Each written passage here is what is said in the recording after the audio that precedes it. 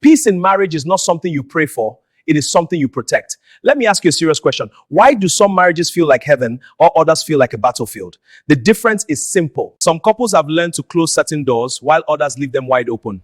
Today, I will show you 7 dangerous doors you must close if you truly want peace in your marriage. Stay with me. This might save your home. Hello, welcome to Marriage Wisdom Hub, where we share practical wisdom to help you build a peaceful and lasting marriage. If you are married or planning to be, this message is for you. Let's begin. The door of poor communication. A marriage without communication is like a car without fuel. It won't go far. Many couples are living together but not talking to each other. They assume, they ignore, they keep quiet until small issues become big problems. A closed mouth leads to a closed heart. Please learn to talk calmly, honestly, and respectfully. The door of pride. Pride will destroy what love is trying to build. I will not apologize. I must always be right. I cannot lower myself. This mindset brings tension into marriage. And when pride comes in, it destroys things and love goes out, because peace lives where humility stays. Learn to say, I'm sorry when you are wrong. It will save your marriage. The door of third-party interferences. Too many voices in your marriage will bring confusion. Friends, some neighbors, everybody has an opinion. But not everyone should have access to your home. A house with many masters will never stand strong because it brings confusion. Protect your marriage. Not everything should be discussed outside. The door of unforgiveness. Holding on to past mistakes hurts.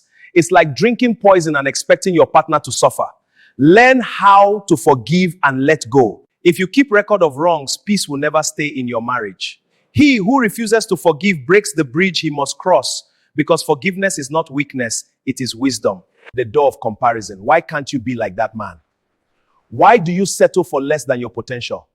Why can't you be like that woman? See how that woman behave. Comparison kills contentment. Every marriage is different. What works for others may not work for you. The grass looks greener on the other side because you are not watering your own. Water your own, focus on your home, and build your own happiness. The door of neglect. Love is not just words. It is attention, care, and effort.